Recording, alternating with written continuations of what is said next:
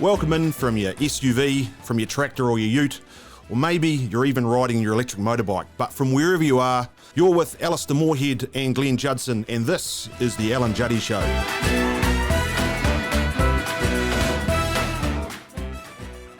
Well, what we want to do is reach out and provide you some technical information on a range of agricultural topics which may interest you, but to do it in a different way. Casual and comfortable format that allows you to listen where you want and when you want. This is intended for general information, and for more specific advice, contact your local Agricom rep.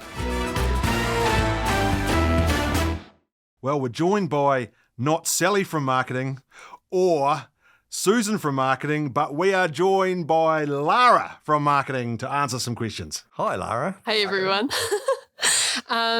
Ashley has got a burning question. Heli cropping with herbages. Is this a way to improve hill country pastures and improve quality feed without being left with bare land given new regulations? Yes, it is. But there's a few regulations associated with slope that you have to pay attention to. The other thing is bare land was part of that question, and it really does depend on whether we're describing using glyphosate to burn down existing forages and then broadcasting into the residual, which means you've got material on the surface, but the following winter you may still have a certain amount of bare land. So we've got to be aware of that. But if it's talking about incorporating other forages into existing pasture, existing landscape, and even if it is talking about using glyphosate to burn out and then putting existing pasture species back into that landscape, absolutely, we do that quite extensively in hill country. We've seen great success with broadcasting brassicas, but also the herbs, both chicory, plantain, red clover and white clover out of a plain into those landscapes to great success. We can reestablish pasture bases using that same technique, and it's just how you use that pasture as a young stand may define how much damage to wintering, for example, you might do in that landscape. Oh, I've got nothing more to add. He's Perfect. covered it. Nice. John's out here doing my job. I've got a marketing slogan sorted for you. You'll grow more tucker with more hucker. Question is, will you use it? Well, as a purist, I think there's a slightly, it's not a pure rhyme, so it's a partial rhyme. So I'm out on that one. I don't know. I rate it. I would use the tucker without a doubt. So if more huckers giving me the tucker, I'd be into that. So yes, I think I will use that. I'll drop that one out there for you, Mike. Keep Absolutely. Your eye out, John. Oh, John, is it? Yes, John. Sorry, John. Yeah. Might pop up. All right. Anyway, if you guys have got any technical questions or everything and anything in between, fire them through to info@agricom.co.nz or on our Agricom Facebook page, Agricom NZ. Thanks, Lara, for marketing. Well, Alistair, good to see you again. Another podcast. What are we going to be covering today? Well, Glenn, we're going to be covering one of the two main systems in a calendar year where we're trying to keep our our optimum stocking rate through one of the tougher seasons in the year, and that's looking at wintering systems. Oh, that'll be excellent. So probably we should start by giving our listeners a little bit of a description of the pastoral system within New Zealand. I know we've got an international audience, and give them a bit of a description of what the pastoral system and also what winter is. What are the characteristics of winter that we need to overcome in some of these systems? Okay, Glenn. Well, just harking back to what I did say, the definition of this efficient, productive animal feeding system that we have in New Zealand is the ability to carry a certain number of stock through either summer or winter, depending on your region and which is the most important. Summer, if you're dry, is a massive limitation to how many capital stock you can carry on your property.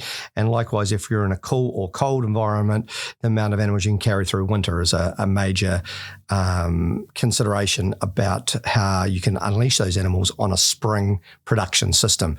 And so, of course, here in New Zealand, we are predominantly a temperate environment.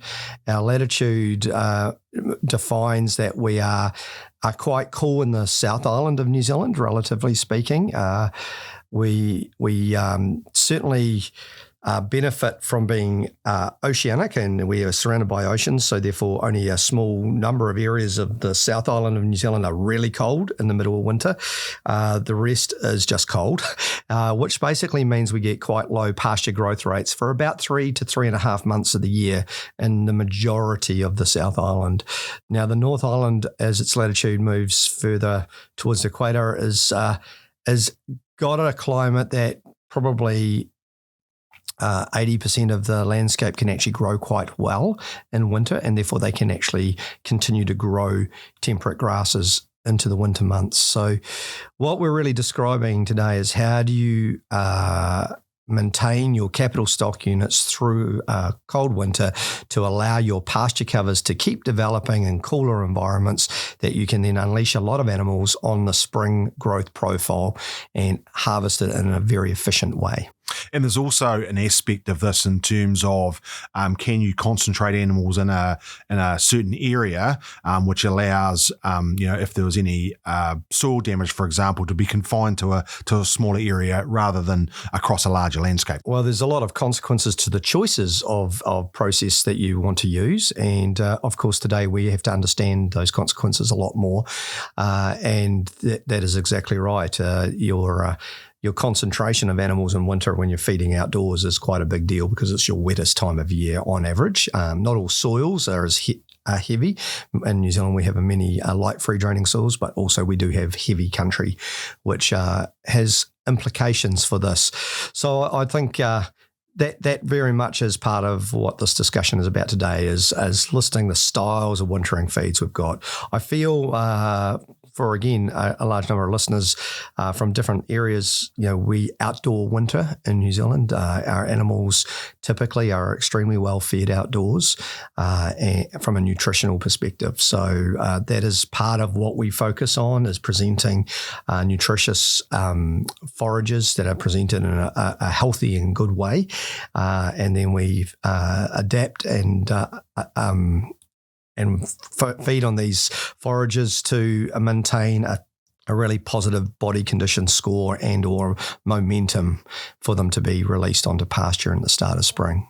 So I guess if you're running one of these systems and you're looking at your program through the winter, particularly around some of the crops that you're going to sow, or even the styles of winter feed program that you're going to run, one of the first questions will be, well, so what are my options? What are my options in terms of maybe the crops or the pastures that I'm going to use? And then secondly, is once I've got that choice or made that choice, how do I actually operate those in a system? So let's unpack the first one first and going, so what are the options? What do we need to think about when we're trying to choose the wintering program that we're going to employ for the following winter? Well, initially, it is one of your resource base. It's like, how much land do you have for the number of animals you've got? And I feel that is right up the top of the discussion. And so that really defines what you are chasing, whether you are looking for a large amount of yield in a relatively small footprint, or you have scope and therefore you can afford to have less yield come winter, but on a much wider footprint. And so the natural resources of any one farming business would define that conversation. And then secondly, understanding whether you have soil with good water holding capacity, with a mild and moist summer, or natural irrigation, or you are free draining and dry land. So what we do tend to see, though, is our wintering programs in the South Island, particularly of New Zealand, and including quite significant elements of the North Island, have two sowing windows. The first is at the end of spring and the very earliest phase of summer, where we're putting in our long season crops, predominantly based around long season brassicas, and also beet has become a very functional part of our wintering system. So these are forage options that can be sown on spring moisture profile, can be established into the late spring and early summer phase, and then we are relying on either the strength of our soils or our natural rainfall or irrigation to continue the crop development through the summer. In some dryland environments, they can get quite beaten up by warm and basically hot, dry conditions, which bring in a lot of insect pests. But as long as those crops stay alive, they are all very strong at continuing their development through late summer and early autumn. They put on a huge amount of growth. So these long season crops are established at the end of spring, early summer, on the back of spring saved moisture. And then they're carried through a summer growth phase, which can sometimes be quite stressful, and other times it just elevates the yield by using water or natural rainfall. And then the second phase is the late summer winter feed crops that are utilised through either summer fallow conditions where any summer moisture has been captured, or you're exiting a rotation where your land is becoming free sometime between the end of summer and the start of autumn. And at these times you are looking at the sowing of shorter-term brassicas, short-term ryegrass options, and some of our cereals, particularly in New Zealand, predominantly oats.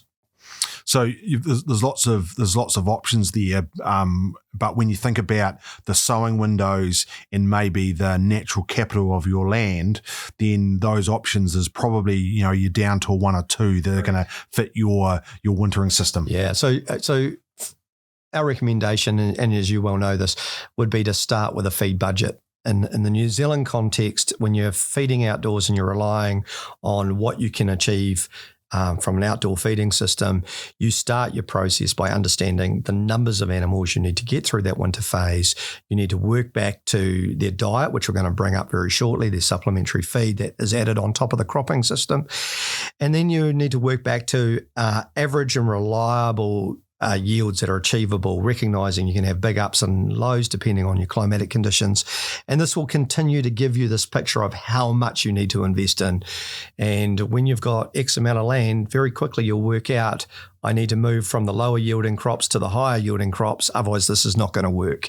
And these animals have to be fed some other way, which is often a lot more expensive than an in-field feeding system. Yeah, and typically you would say that as your expectation in terms of yield moves up with some of these longer term crops, that you're also asking for some slightly higher inputs in terms of driving that with fertilizer, for example, and summer, at least some summer moisture, for example. So it's not that you're just picking these on how much to grow, but again, coming back to that natural capital of the land that you're on. Yeah, what is it capable of delivering? It's really appropriate in a modern era of being efficient. The way you look at things is not to fertilize for extremely high yielding crop potential when your land isn't able to deliver that. So that's a lot of excess fertility in the environment that's not going to get converted by the crop to a yield. And so if we just kind of go through sort of the groups of crops that are potentially on the table to do that, and let's just describe the sowing times, whether they are the longer crops or highlight some of the examples of that.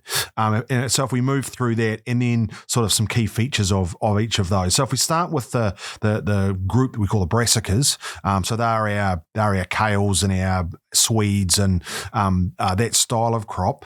So when would we typically be sowing those? Yeah, so for kale, the window is a little bit wider than Swedes. Swedes can sometimes be called rutabaga, depending on exactly where you are. But the window for kale can be a bit wider, and we can be looking at, in a drier set of circumstances, kale can be sown at the end of spring, predominantly in the sort of last month of spring, where you tend to find the root crop, which is the Swede, is quite vulnerable to be sown too early, because you've got to remember these are long season crops, and the older the crop, the more chance of diseases coming in. And with a bulb crop particularly, diseases are particularly destructive because the bulb dissolves before the animal gets to eat it. And so the longer you put your crop in the ground, the more exposed you are to insect-based damage events, literally damage to the top of the plant, which can, under more humid conditions of that autumn phase, allow a lot of dry rots particularly, and then followed by soft rots to come in and dissolve your crop. So there is a window of time in the sowing of Swedes, which is what I'd describe as a high health time, relatively speaking, and that's actually about getting it right. And so you are looking with a bulb crop typically in the first weeks of summer. For us, that is defined by December, and I would suggest that's an ideal time for Swedes in most conditions. Kale, as I say, can go earlier than that, but you just got to remember with kale, it's a very tall plant with a large stem in its final state, and that stem with age becomes lignified. So the earlier you plant it, the more lignified the stem is by the first week of winter. So because the crop is really quite old by then. So it's definitely a crop that you also want to optimize your sowing with one eye on grazing, because you can influence the quality of the crop by your sowing date. So just tell me, can you sow kale or any brassica out the back of a plane? Can you broadcast that? Yes, you can, absolutely. In the New Zealand context, we have done that. What's changing is land use and the impact of slope on your ability to do some of this. But the reality is absolutely, with good preparation, you tend to find you go into a 2-spray program on that landscape where you're taking out a thatched grass stand. You're using animals to take out a lot of your pasture and give you a very grazed out environment, and then you're coming in and glyphosating that, and then you're looking at applying that to the slope. To the slope after that. It's really good because I see they're developing a invisible aerial top dressing plane, an invisible one. Illuminate me, Glenn. I just can't see it taking off. Oh, no. Anyway, back to more serious things. So we've got the brassicas now, the cereals. Tell me about the cereals. That was a great leader, mate. I didn't see that coming. I answered that seriously. Tell me about the cereals. So where would we use these? Well, it's probably more that actually there's another species that we should be discussing prior to Christmas, a long season species, and that's beet. And so beet's come into the New Zealand in the last 20 years and has been a great cropping opportunity, because we're basically horticulturalists when we're growing these sort of crops on grazing farms, because rotation and keeping a brassica rotation healthy with soil diseases, particularly things like clubroot and, as I've already mentioned, dry rot. These are diseases that, as they elevate in your environment, you actually become very, very limited to what you're able to achieve. And because most of the options we have in the New Zealand feed system are brassica, particularly for wintering, the arrival of beet has made a significant difference into our rotations. It's a species that does not get the same soil-based or plant-based diseases as brassica, which basically gives us a break crop in a rotation. So just to highlight that, say if I've grown a crop of Swedes, for example, one year, and then I change brassica and say grow a kale crop the following year, that doesn't get me away from the brassica diseases. No, it's just that what you've done is correct, is that you cannot grow Swedes after Swedes because they're a highly susceptible crop for the brassica disease clubroot. You can definitely grow kale after Swedes because kale is a much, much more tolerant species. The problem with kale being a tolerant species, people like to try and crop it many years in a row. Now, this is obviously not good for the soil, but it's also not good for disease buildup. And one day we will get strains of clubroot that are really susceptible to, which kale are really susceptible to, which then suddenly starts to limit your farming enterprise dramatically. So beet coming in as a rotation break has been a very, very good thing for a brassica rotation. And I guess in the other species as well. So we were going to talk about cereals, which we will talk about in a minute, but having cereals in that break as well would also be useful. The average, and this is the beauty of the average New Zealand wintering system, is we have breaks all the time, and they're called a rotation that often rotate out into pasture. Our issue is when we have too smaller area and we have to go faster. And so suddenly having different species options becomes more important when you've got a smaller area. If you've got scope and you've got the privilege of a large landscape to winter on, you've got all the options in the world. But when you are a relatively small entity and you've got a defined amount of land, suddenly these higher yielding styles of species like beet, like kale, like Swedes are really attractive because you're going to hold a large number of animals on a really small area and, relatively speaking, protect the rest of your area from the damage they can do in winter. Yeah, so they're the beets, long season. Well, that's the long season winter crops. Yep. Any special requirements for the beet crop? Any different to the brassica crop? Is there anything more that we need to be thinking about if we're going? Well, mainly the fact that the beet crop can definitely follow brassica, but beet species, particularly fodder beet, is quite susceptible to soil structure. And so if you've already got a soil structure in decline because of your previous wintering phase, that is the one weakness of following brassica with fodder beet, is that you're in a declining soil structure. And fodder beet really does love really fresh soil that hasn't coming out of a pastoral phase, and so no compaction or minimal compaction. And so beet thrives in that situation. The other things are just making sure that you recognise that any sort of weed control you can do before you start with beet is always a good thing, because its weed control program is pretty minimal. Yeah, my impression of this is, if we're going to those beet species, we need to recognise that we are likely to have a bit more weed control, that there is a little bit more care. It's a defined program, and it's all about the weeds being very, very small for the success of the chemistry. The real issue is depending on the type of weeds you have leading into it. So anything that sort of gives you a clean environment will make the process of growing beet a cheaper experience. And when you think about kale is, I think you've got a lot more options in terms of controlling those weeds.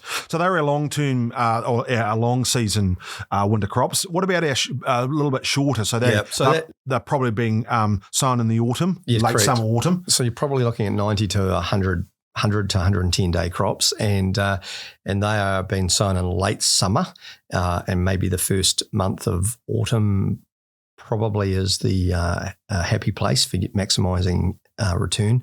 And what we're looking at there is there's still a couple of brassicas that fit into that category. Yeah, what are they? Yeah, so they got the rape family, the forage rape. Forage rape is one of the primary. And just remembering with forage rape, there's two general groups, and one's a short maturity and one's a long maturity rapes. One matures in 75 days, one matures in 90 or whatever.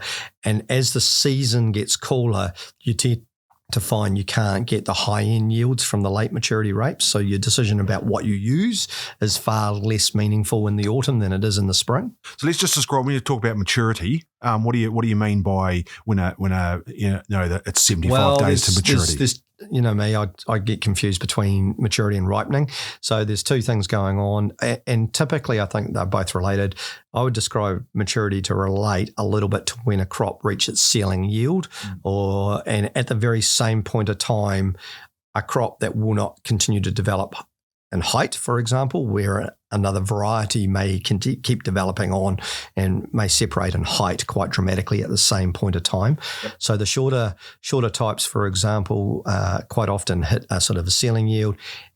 Technically, sort of coincides with a improved ripening phase for the photosensitivity, which can be an animal health issue, grazing rapes too early. Yep. And you tend to find there's a little bit of a linkage for them when they start stopping growing and maturing and ripening and minimising the risk of photosensitivity, which is not normally a winter grazing issue. No, it's normally. Not. No. And I like your description of that. So you've got this maturity and ripening, and while they sometimes coincide, I think the distinction, you've made the distinction well in terms of what we're actually talking about. Correct. And typically in those winter ones, we are talking about maturity reaching their potential yield given the conditions around. So them. the earlier you sow, the more I go to a 90 to 100 day rape, which will always give the potential to be a bigger rape. But as you go later and later in your sowing, it doesn't matter which variety you have, because you're defined by day length, defined by time, and you're dealing with a shorter end outcome. Yep. So technically, either maturity works the later you sow. And so any other brassicas that sit in there? I'm a big fan of leaf turnip, which is not something everyone relates to winter feeding. It's a summer,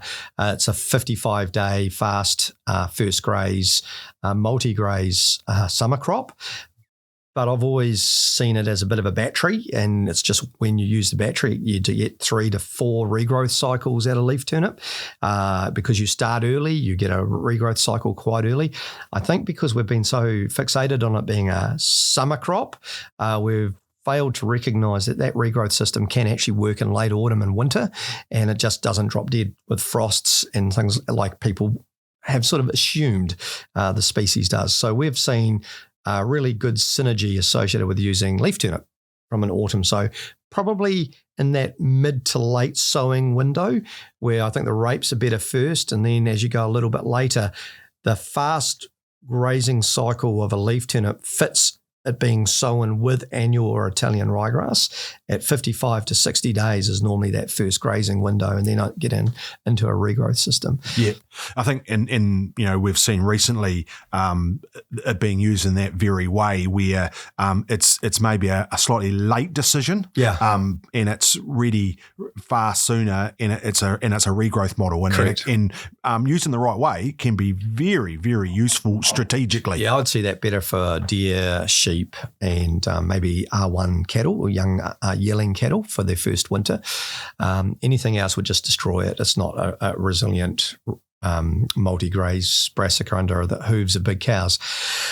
And so, I think that's your key brassicas for the autumn phase, and they're all pretty effective. So cereals?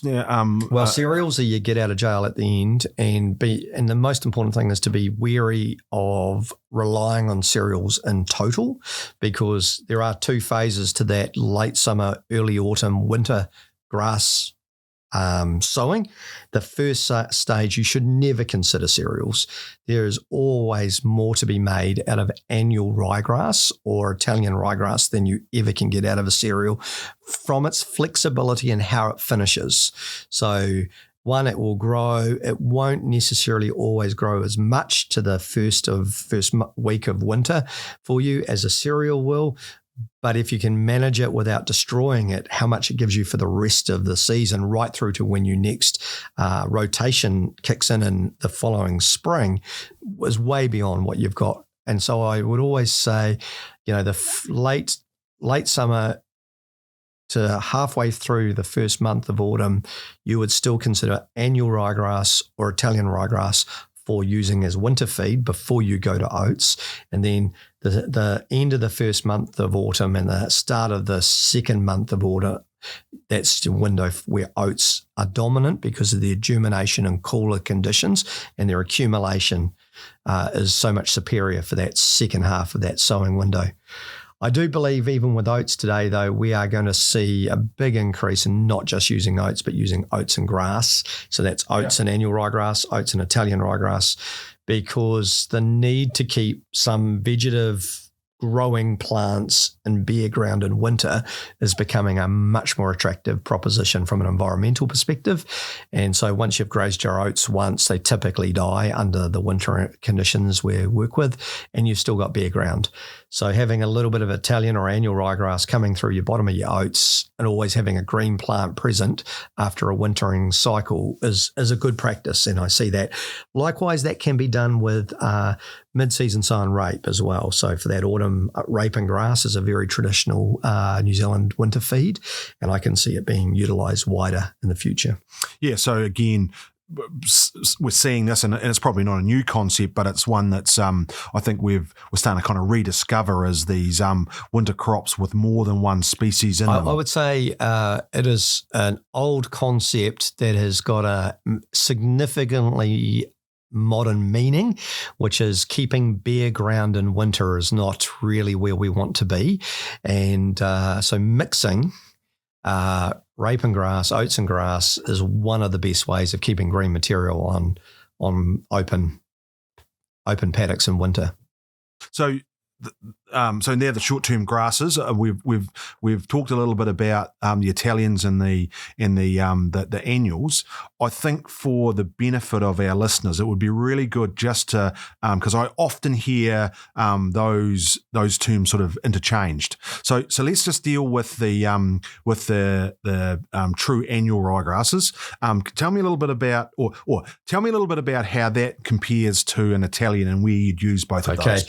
For me, it is really important to understand that in the New Zealand system, at this current moment, the genetics of Italian ryegrass are the most winter active plants we have got. They grow the most feed by the middle of spring of all the genetics we have available. Annual ryegrasses are predominantly tetraploid in nature. They're predominantly good looking, but they aren't the top yielders in the New Zealand system at the moment. The top 3 to 4 grasses by the middle of spring are actually Italian ryegrasses. So the genetics we've got in the Italian category is particularly good for winter growth. The annual ryegrasses look big, look impressive, but by actual yield terms, the Italians are still, it's all variety by variety as far as, who is the best. However, annual ryegrass is often cheaper than Italian ryegrass. And then you define what your need is. If you are not expecting to carry any green material through your wintering and you're going into a rotation by, for example, the first or second month of spring, and you're going to kill your existing pasture to move into a next renovation phase, annual ryegrass is really where you want to be. It's good value for money. And the point about annuals is that once an annual goes to seed it or wants to die, it doesn't give you true options to carry on through another summer into a following autumn. It naturally wants to die. So the moment you invest in an annual, you are defining you've got a reducing return on investment from about late spring onwards because the plant is actually wanting to die. Yeah, and this is the bit that is a little bit frustrating from time to time where you hear people that have employed an annual ryegrass and then are disappointed in terms of what they consider persistence going into its first summer, when actually it has done its job. Correct. The genetics say that after the first... There's a few varieties out there that have 30 or 35% survival or more resilient plants within its population, but that's 35%. Yeah. The rest of the whole population has wanted to die. The why I look at Italian as still a really strong option, if you do not have the clarity about what you're going to do the following spring, the one thing an Italian in a wintering program does is give you a chance to come through under free draining soils in a situation where you haven't pugged it badly because of stocking rate, you've had a good class of animals on it, and it's come through in quite good condition. By having an Italian and making the decision way back at the start, may have cost $20 a hectare more, may have cost $35 a hectare more. However, what you've done is given yourself the flexibility to change your mind and carry it on for another 6 months. And you carry it on at a much higher performance level than a plant that is actually wanting to die, because by definition, the Italians, particularly in the New Zealand market, have moved very significantly to natural biennials that are actually wanting to live for multiple years. So they've definitely moved away from that annual trait and heading towards a plant that wants to live for literally 2-3 years, depending on the climate and the environment. So when we talk about these short-term grasses and we're trying to decide about whether we're going to have a true annual or these Italians, it's really the eye on what happens next, which guides us in terms of and for me, that. if you've got a really defined program, it's winter crop to maize, for example, winter crop to a chicory stand sown in mid-spring, or to another brassica or beet in mid-spring, annual ryegrass makes a lot of sense. Remembering some of the Italians can do the job just as well, but you tend to find that becomes a financial decision and your decision with the happiness of your variety choice. But when it comes to Italian, why I would always invest in that 95% of the time is it gives you a choice to change your mind and still have a productive base coming out of it, assuming you haven't destroyed it through the first winter. Yeah, of course. And so we've got, so they're probably the list of forages that we've got in terms of our brassicas, either long or short season. We've got our beets, we've got our short-term ryegrasses, and then right at the end, we've got the option to do cereal. And we could graze that cereal, or we could take that for silage, for example. So we have some options there. So if we just really quickly run through, because I think this could be quite useful, we really quickly run through each of kind of the typical farm systems, and we could kind of have a crack at sort of talking about what's common and what do we do commonly in those systems. So let's start with a really easy one. We've got a dairy system. We've got dairy cows that have been in the New Zealand system dried off in the autumn, and we are trying to hold those for maybe only 65 days, for example, before they calve again and join the lactating herd. So typically for that, in the past, we've used kale as a really important feed source within that. The other options there, and beets also become quite useful in terms of holding large numbers in relatively small areas. So that would be the two dominant. But we do kale and Swedes, and actually just not wanting to digress too much, but back when we discussed the forages, we did miss permanent pasture as one of the forages, because this is where a discussion is emerging about the concept of all grass wintering and the concept of being able to hold these animals. With dairy, I think the high level concept is that these are very high performance animals, and we are wanting to maintain body condition in many situations, and maintaining body condition, because one of the bigger farm practice managements on dairy farms is to making sure you're drying off at the right time in the autumn for the seasonal milking system that we have in New Zealand, where we're calving in late winter and running a spring dominant milking system. One of the big drivers is two big drivers to drying off in the autumn. One is cow body condition, knowing how tough it is to put a body condition on through wintering. And the second is obviously whole farm pasture cover, where it's just maths. You have an idea about your potential growth rates in your landscape. You need to get to a critical, for example, 2,200 kilograms of dry matter come calving, having a wedge, which might have at paddocks at 283 down to 2,000 or 1,800, and you're still requiring a whole farm pasture cover of over 2,200. Often you're drying off at about 1,800 total farm pasture cover in the autumn, because you are defined by your wintering to how successful you are to hitting those critical pre-calving pastoral masses. So they are the two big decisions, but remembering the first one is drying off cows that are reducing in body condition, so you don't have to put it on through winter. However, I would define our system as being has evolved, and you've played a big part of the feeding systems associated with our allocations in dairy feeding in New Zealand. And one thing I would say is that we are feeding highly nutritious feeds to these cattle through winter. They are getting huge energy intakes, excellent crude proteins, and the intricacies of delivering it to an animal that has been in lactation, mostly feeding on pasture, then moving on to a wintering crop, is something our industry has grappled with over the years, but are also becoming experts in on average. So a large number of animals are transitioned out of pasture into crop successfully, highly successfully, and then carried through a 50-day grazing before getting back onto pasture before calving in late winter. So I would suggest that in the dairy system, the majority of systems are targeting the big crops, where you're putting these big cattle eating a large amount of dry matter in a day, and recognising just how much they need to get through a winter in good condition. Now, the all-grass wintering system and debate for dairy systems has continued to develop, but typically you need area. You need to be able to stretch your arms, because stretch your wings, because really you're needing nearly 3 times the grass base to do this on.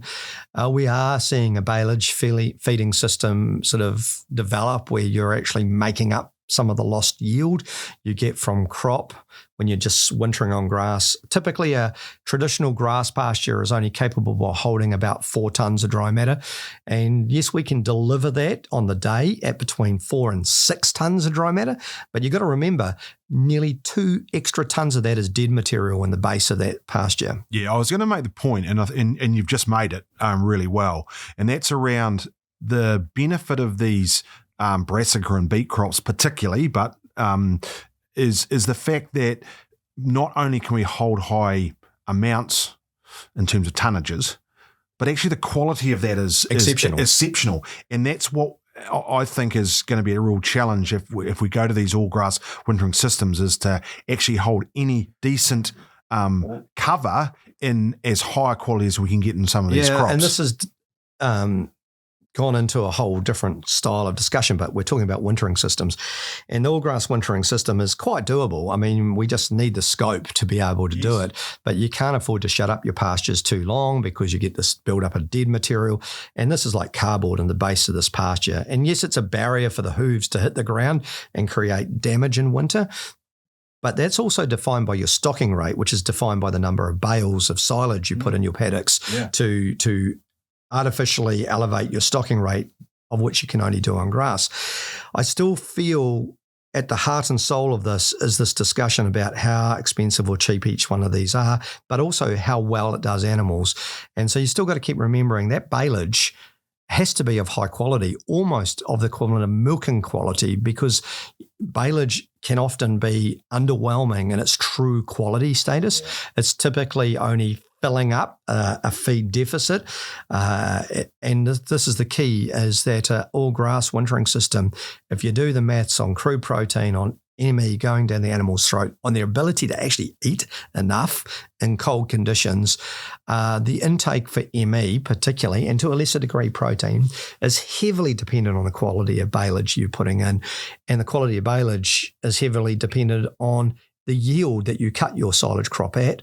And so the lower the yield, the more expensive the silage, but the higher the quality.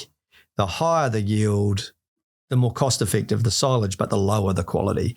And you've got to be careful that when you start to convert out of a brassica system where you're piling on the energy, piling on the protein, you're then coming into a grass system which has actually got a lot of dead material, maybe not at the start of winter, but definitely by the end. And then the quality of the supplement you're adding to that system, you are not feeding the energy profiles that you're feeding in a cropping system. So they're the awareness things in the dairy. And like, we can do anything, absolutely anything. And scope is the one that gives you the privilege to have a lighter touch on the land. But if you don't have the scope, and by scope I mean the area, you have to think very strategically about, what are you prepared to damage and then put back into rotation and fix to concentrate any damage that is done into a smallest possible area, allowing the rest of your property to flourish through the winter months. So if we just quickly go through the rest of our farming systems, the beef finishing system, very similar in terms of we're trying to get these animals to grow through that winter period. Although it's not as important. It is for R1s, but not necessarily for R2s. The important thing is that what you do with your beef cattle through winter is prepare them for a large pastoral wedge in early spring. So, it's more than a maintenance. Whatever you're doing in winter for beef should be more than a maintenance. It should be trying to grow them. But the bigger point is that you should be keeping them off pasture for as long a period of time that you can get an element of compensatory growth associated with large pastoral volumes at the start of spring. Yeah, I was going to make the point that your growth rate during winter is probably secondary, still important, really important, but still secondary to the ability to drive big springs. Yeah, so you're really trying to keep those big animals, the big beef animals, off pasture, build a big wedge in front, and then put them onto a huge intake as soon as you can. The other thing that would define a beef system on these higher yielding crops is that they probably run for between 30 days and maybe nearly 35 to even 40 days longer than a dairy cow. So they are defined by the length of time that they'll be feeding these crops. So it's between 90 and maybe 110 days. So again, long-term nutrition, focusing on making sure that protein supplied for the appropriate stock class in the long term, because that's the weakness of these big crops for a longer time. If you go into a deficient phase, you could see a collapse in live weight potential or animal health and performance. And it's really interesting. That feed budget in terms of making sure you've got enough is also helpful to make sure you haven't got too much, because a lot of the time, and we see this sometimes in early spring, that we should be off onto our spring pastures, but we're trying to tidy up what is becoming an increasingly poor quality crop. Correct. And so, or a flowering crop. In the case of brassicas, in the first month to the month and a half of spring, if you've got, say, 15 to 20% of your whole wintering crop still present, beef animals, particularly, not dairy stock, but definitely beef animals, are a great animal for cleaning up your investment. What I would highlight is that 15% left over at the end is your investment in not running out of feed in the winter. And what happens if it snows, for example, and you have a lower utilization, that 15% is your investment in buffering what ifs in your wintering job. And you shouldn't be afraid of mulching that in at a later date, because actually you've already invested in getting your job done. Just because you've had a highly efficient feeding winter, for example, and having a little bit left over is a big deal. But also getting your feed budgeting right at the start helps get it closer to that. Closer to, yeah, absolutely. Our capital stock. So this is ewes, particularly more so than beef cattle. Yep. And so this is in the sheep industry, getting ewes through. You tend to find the biggest crop used for ewes is Swedes in Southland, particularly Otago and parts of Canterbury and parts of the central North Island. So Swedes would be the biggest single crop, followed closely by autumn sown rape and grass, and possibly they would probably be the biggest things you would do. Also, long rotations on autumn saved pasture is quite a common cropping system for getting capital ewes through, where you're trying to create a 60 to 90 day rotation to allow your lambing pastures to develop cover. Yeah, and a lot of that really is around maintenance, trying to hold body condition, not underfeeding them, but certainly there's no, if you've done the job right, certainly no need to overfeed them, if you like. Correct. So it's so much more important to get a rising cover. 1,200 kilograms of dry matter at set stocking or rising, and accumulating that. And in capital stock environments are often defined by being quite cold. If they were warmer, they would often be running different stock policies. Yeah. And for our deer guys, I guess we should mention those. Quite a different system, but if you were thinking about particularly hinds and actually stags and over that period, really that is the era of lowest demand. Yes. But again, we still need to be able to have these animals in reasonably good condition through that period. I think the critical bit here is not necessarily what happens in winter, but it's how early we transition to a period where we need to start really feeding those. Yeah, and so, once we get to those the last month of winter, we should really be ramping these things up. And so that winter feed can form part of that, but certainly, again, it's able to drive those big pasture covers. I look at deer particularly. I take my hat off to all farmers that have intensified deer farming over the years. I mean, what they do is amazing. Putting those animals behind electric fences is incredible when you understand the stock class and the behaviour. It's an incredible industry in New Zealand. It's always worth a look. But what I would say is that it's been a process of using beet, lesser degree kale, but these sort of crops have always been beneficial, and again, building covers, trying to maintain a live weight, which is always suppressed by the natural reduced intake through winter. But as you say, with every single individual animal in your herd can elevate its intake markedly in the last month of winter. If you don't offer them the feed, you might miss out on hundreds of grams a day, where in the middle of winter you can only achieve 100 grams a day, but the light switch comes on, and if there's no extra offering in front of them, they will not benefit from that moment they start eating. I personally believe short-term ryegrasses is one of the best feeds for weaner deer. I think short-term ryegrasses are one of the best feeds for fawning stags, belveding stags. The hind obviously is not a big stock unit through the winter at all. She is just to get through the winter, so she can actually get out and just do a job through spring until set stock. So I sort of see probably beet has played a role in wintering deer. Swedes have sat in a role, but I would definitely see Italian and hybrid ryegrass as two of the big crops I would be putting those sort of animals down on. So coming to the grazing methods, because I think so we've made a comment on our choosing our crops. We kind of understand how we'd use those in the different systems. From a grazing point of view, I think there's a discussion to be had about, because we often hear so what should these Let's animals start with deer, shall we? Yeah. Start backwards, because they have quite a unique stocking style. And I'm going to use fodder beet as an example. Is that you and I have watched this over the years? They could be on those fodder beet for about 100. And I've seen probably up to 120 days where they've started quite late and quite early, relatively speaking, like the last month of autumn, and go all the way through to the start of spring. And these animals have been on them for a while. But the thing about fencing deer behind fodder beet is you give quite large breaks, and you tend to find they decimate the leaf off the crop and then eat the carbohydrate, the bulb source over a long period of time.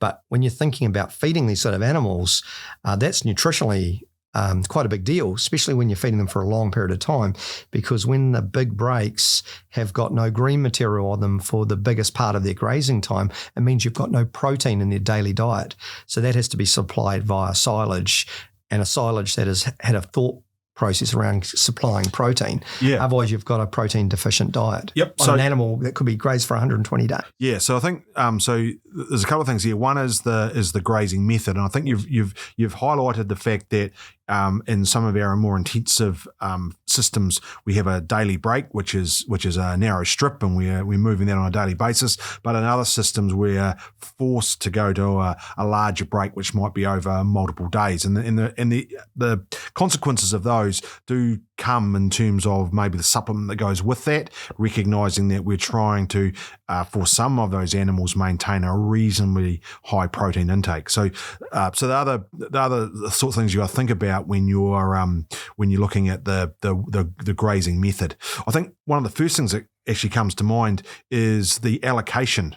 And I know a lot of people... And this comes back in towards the cattle discussion, but also the sheep one as well would fit. So you go... This would be catch-all for those. What should they be eating? Yeah. What should that diet look like? And I think we've got to take a little bit of time to think about what our diet formulation is. And for me, it comes back to, first of all, what are you trying to do during that winter period? Do we have some animals that we're trying to put some condition on? Are there some animals that are going to be lambing early? Are there some animals that are a long way away and can be really on maintenance? So once we understand that, then I think I go straight to my feed tables and I look at the size of the animal and their productivity at that time and work out essentially the kilograms of dry matter or back to the megajoules of metabolizable energy that these animals are likely to need for the desired outcome. And once I've got that, then I start thinking about the balance of certainly protein. So if we've got bulb crops where leaf is being eaten off early, then we need to think about on the last day of grazing a break, what that protein looks like and can we provide supplement for that to balance that. So I think they're really important. But I think getting the allocation right is really critical. And I think back to some of the work that we did in some of our dairy cows on kale, trying to recognise that, if we were offering these cows, 10 kilograms of kale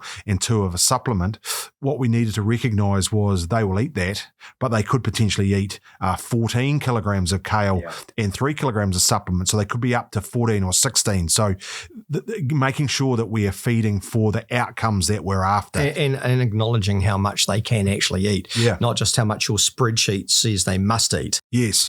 Because I think that was the flaw in the 2000s as this wintering systems really intensified, is that we ended up doing a lot of spreadsheet wintering where it must just be this cost.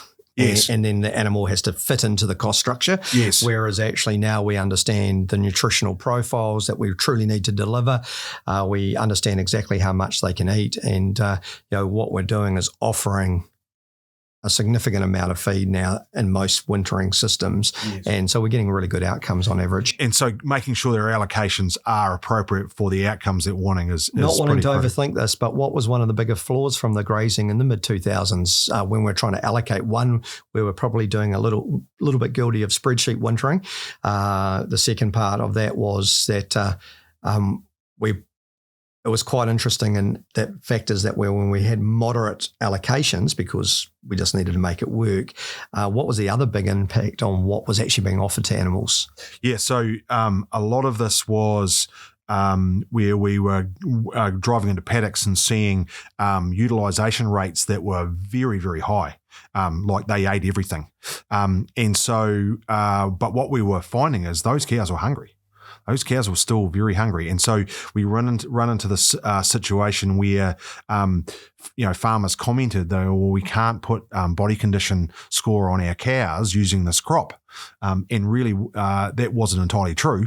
It was you can't put body condition score on cows when you feed this crop and only this amount. Because you can imagine a dairy cow that's capable of eating 15 kilograms of kale and only getting 10 or being offered 8. Yes, is not likely to meet that. And what we consistently found is that what people thought they were offering, and actually on the day we visited and the measurements that we made, again there was some quite big disparities. Like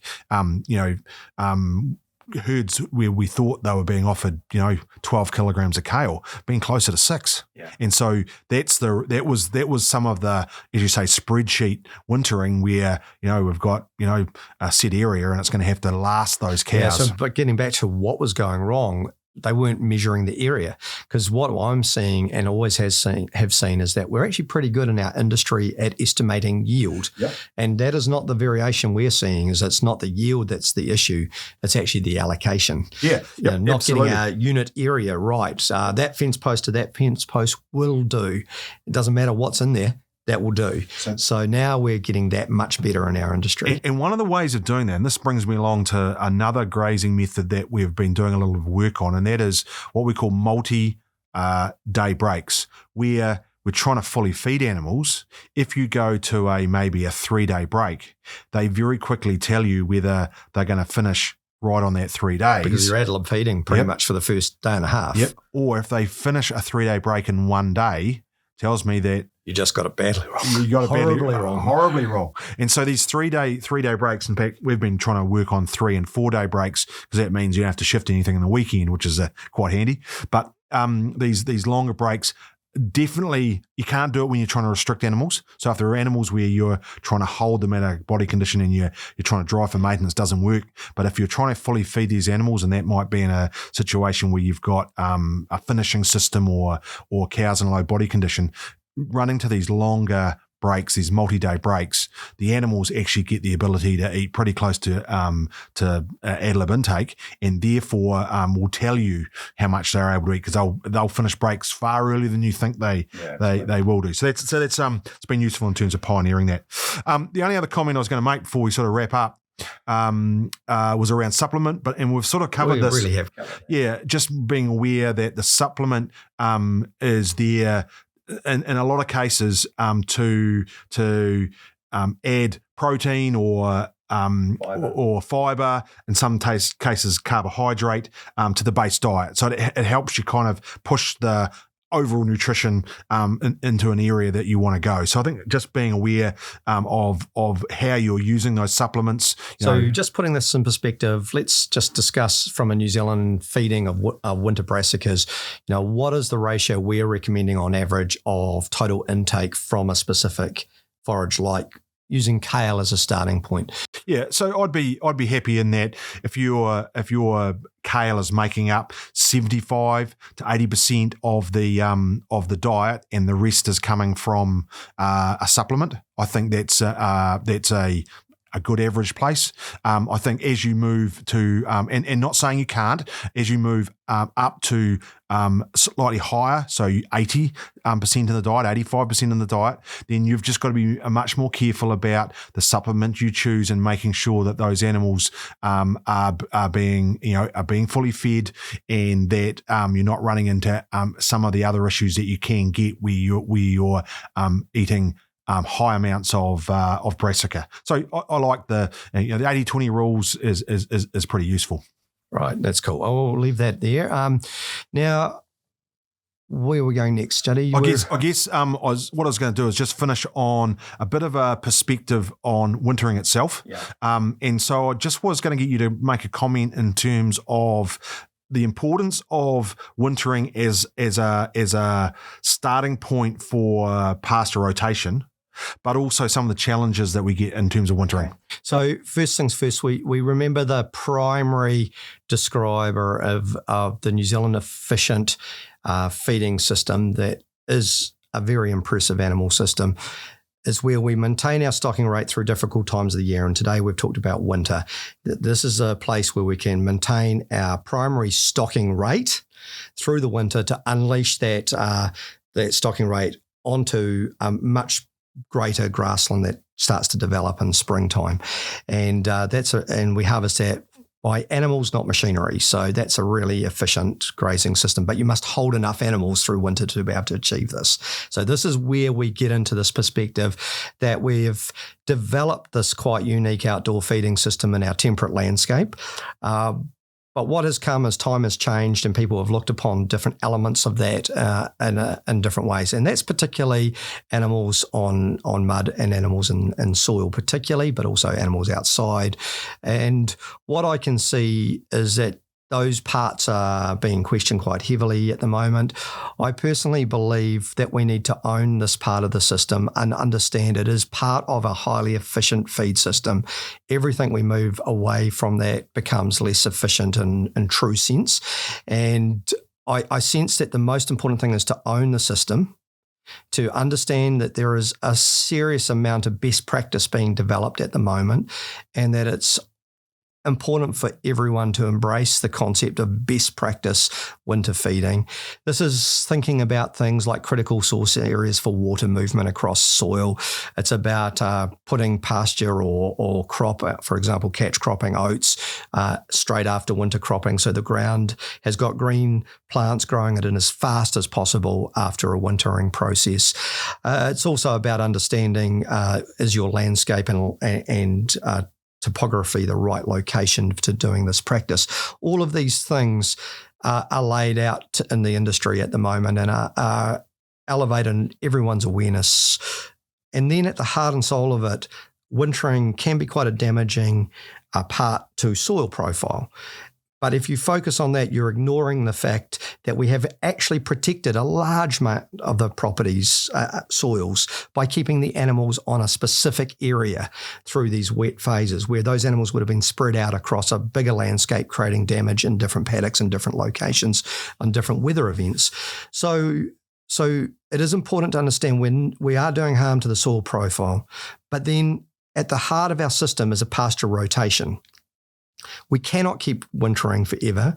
The crops, by definition, will get disease and slowly break down. And so therefore we go into a pasture rotation.